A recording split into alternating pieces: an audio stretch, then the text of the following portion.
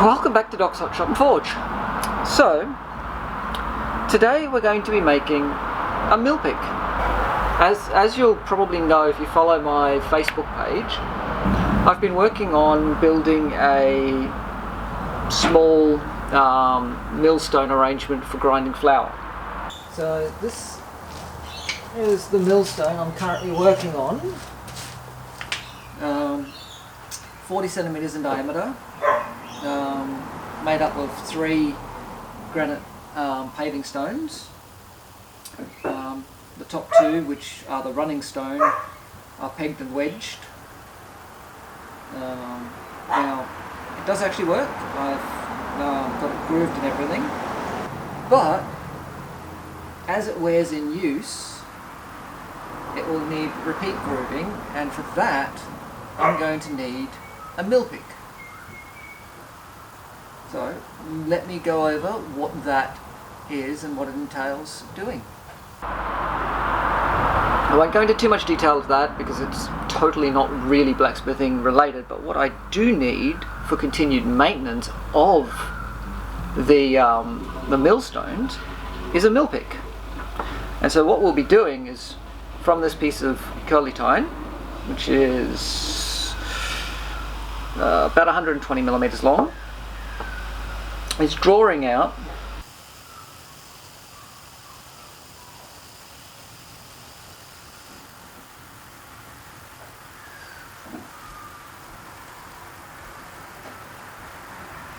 a double-ended taper, which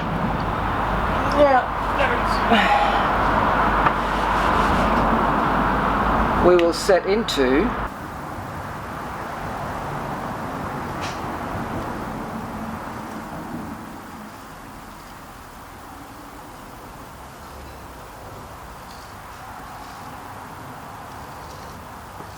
a handle, so it sits and wedges itself in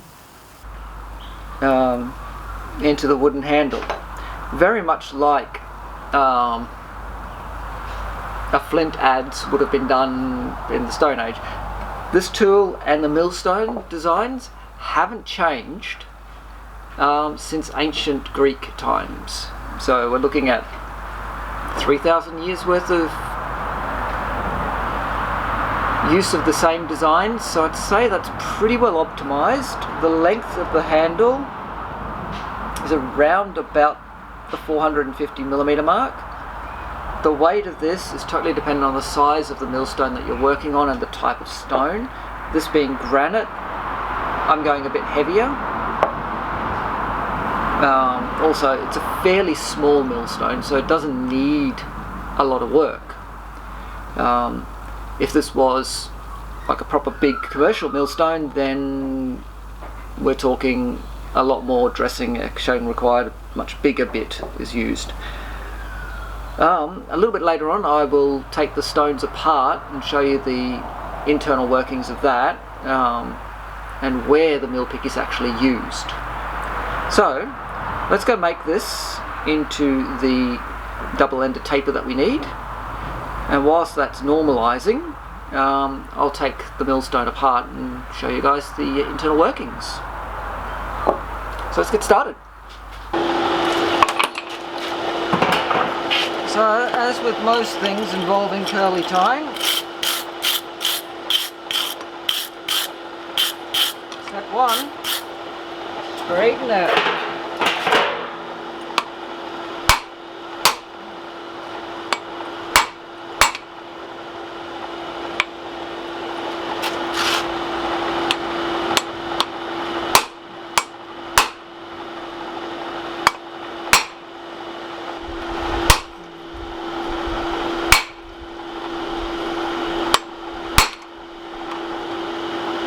Alright, we got it nice and straight. Now, one thing I will cover is, because I see this question asked quite often, so one thing I will cover with this one is a question that I see quite often: how do you draw a long taper out without bird mouthing or developing a cold shut at the thin end. So I'm going to go over that in a bit of detail over the next couple of heats. So the first step is to draw a very short taper. Essentially we're just upsetting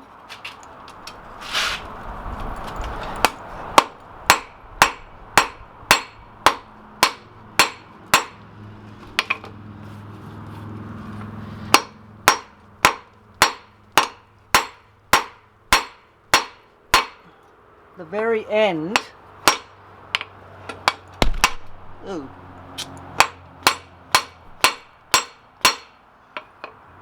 In on itself, so we've got the beginnings. Now this one is probably going to birdmouth a little bit unless I get rid of that little hummock there. Remember, we've got to keep that from getting too far off center.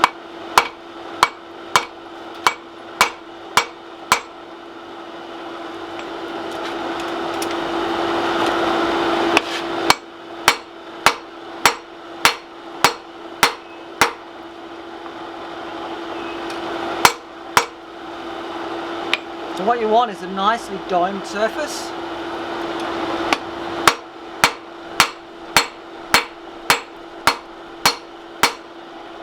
Because what's going to move most is the outside, and so you want the center to already be proud so you have somewhere to go.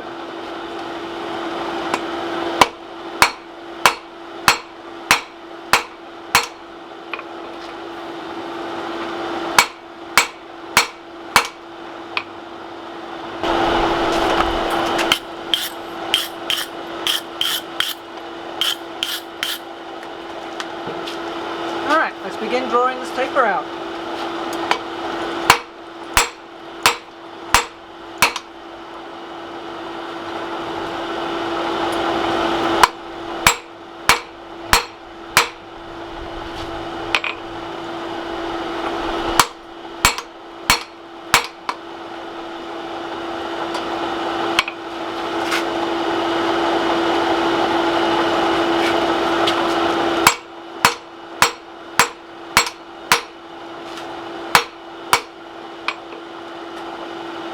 Alright, let's keep going.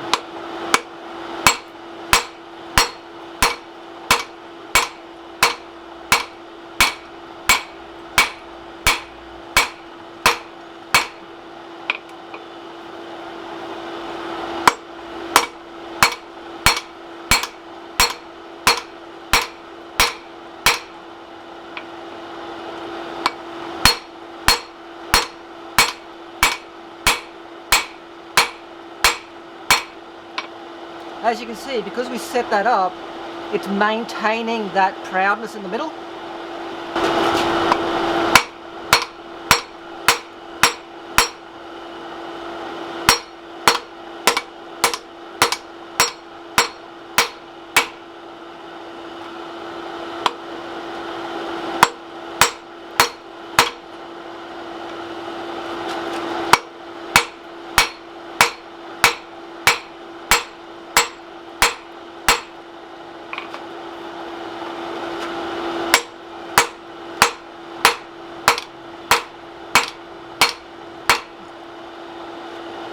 And we just keep going.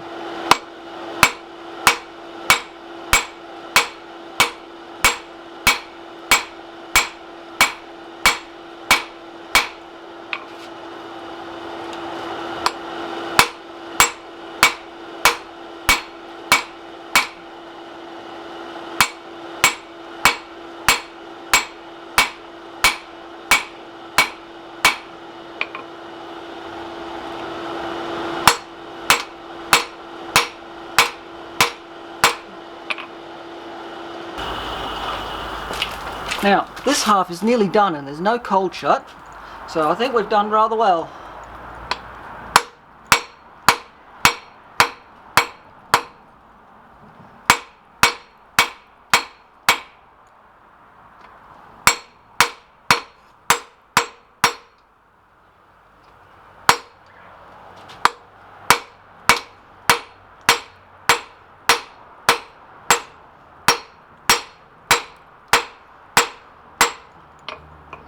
Now we're not going to go much further because we want this to have as much carbon as we can in the tip, because we need this to be hard to chip rock.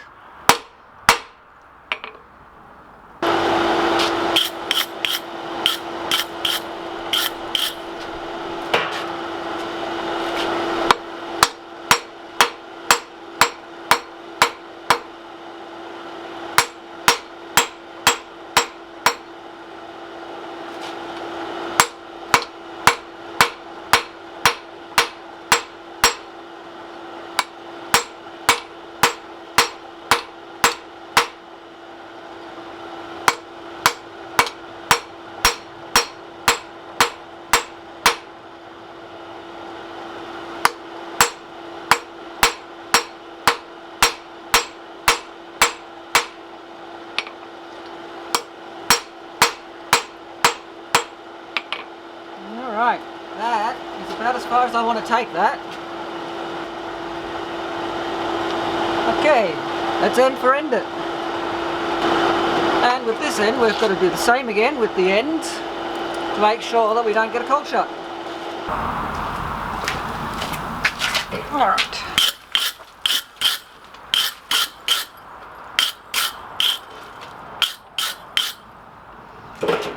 Alright, so much like the other one, we're going to work these in, which unfortunately for this anvil means a lot of wobble.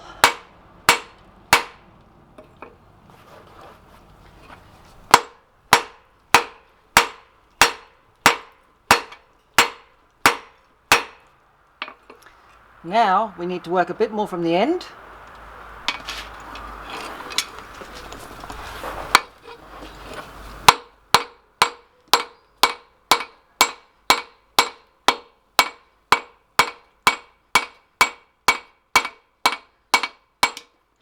So that, in the end,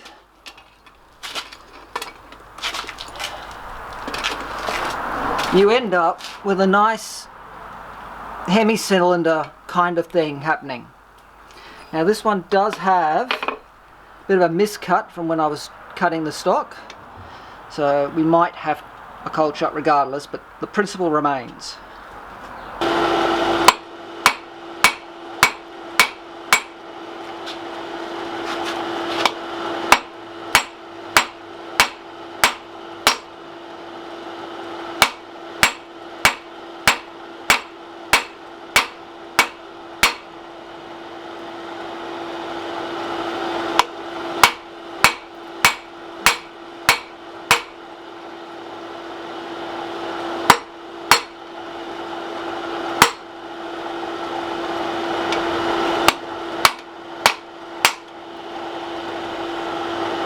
Alright, so that's not too bad. You do need to watch just the very centre because it is a tiny bit concave.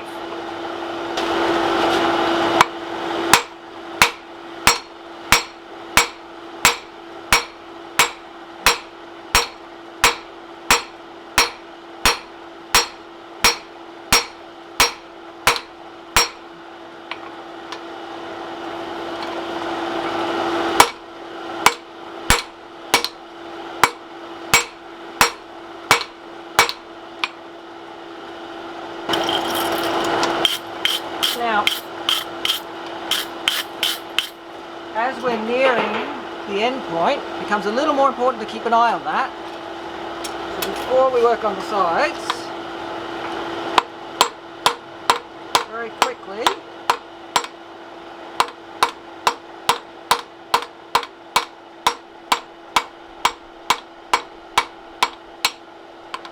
ensure that we don't end up with a cold shut. We want the middle proud.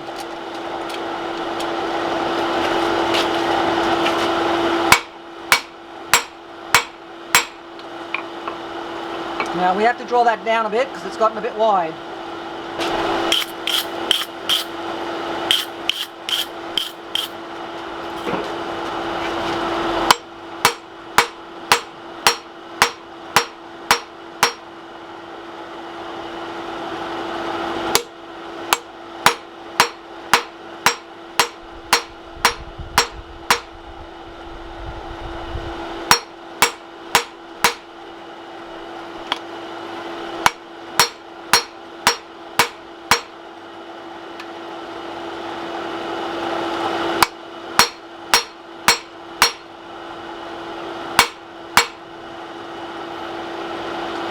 straighter.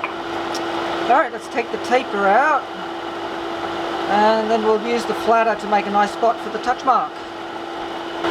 Now, we made the flatter a couple of weeks back. We have yet to give it a try, so let's do that. Alright, so I've moved into my modern angle, which is flat.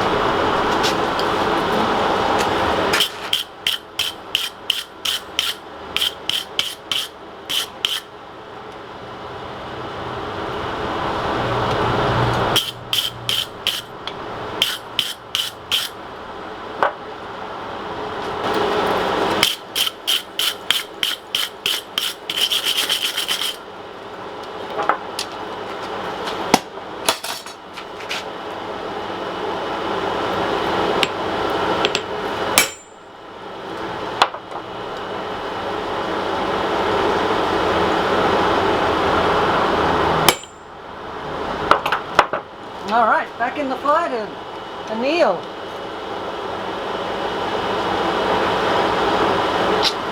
So that's it, it's done. Okay, so the top stone is called the running stone, and for obvious reasons.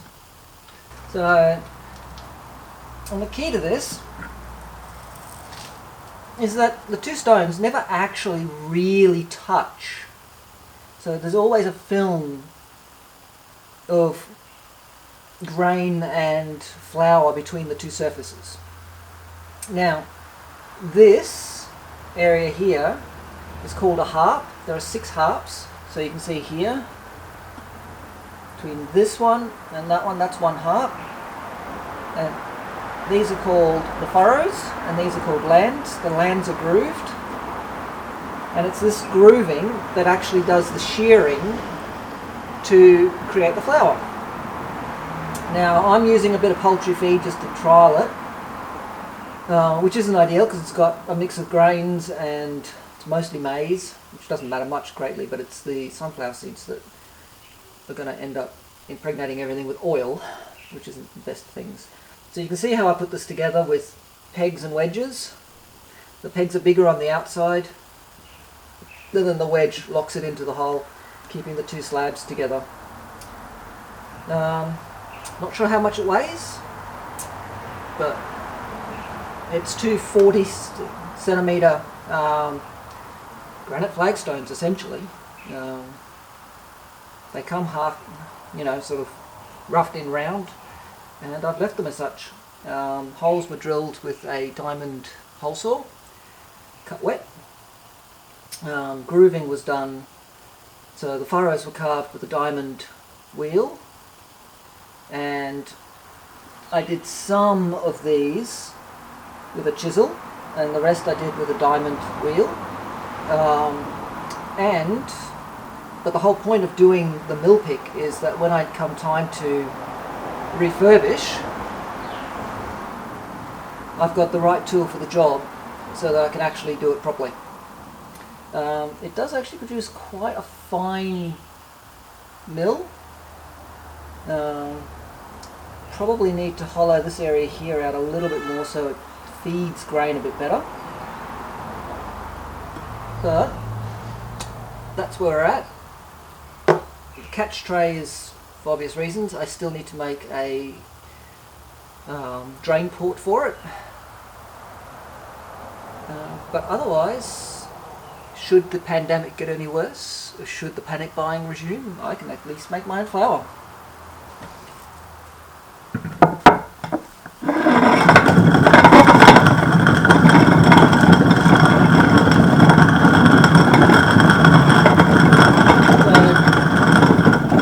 As you can see, 2 fingers are quite enough to do it.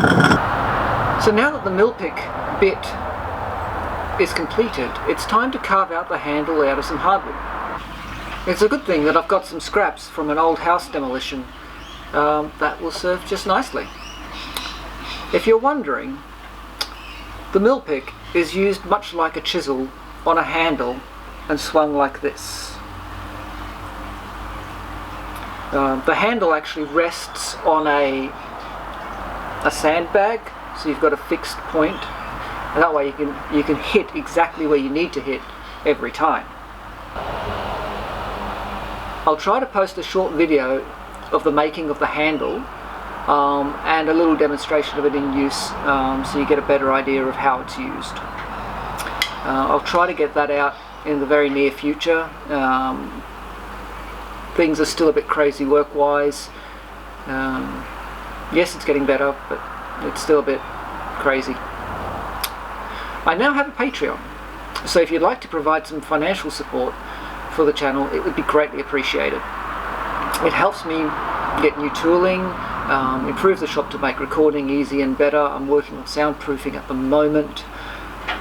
Any donation is just that, a donation. The content will always be free. The link to my Patreon is down below. As always, if you've enjoyed this video, hit the thumbs up. Feel free to share on social media. And if you haven't already subscribed, I'd love it if you did. And don't forget, when you do subscribe, to hit that bell for notifications. So get out to your shop, have fun, but do stay safe. And I'll catch you for the next one.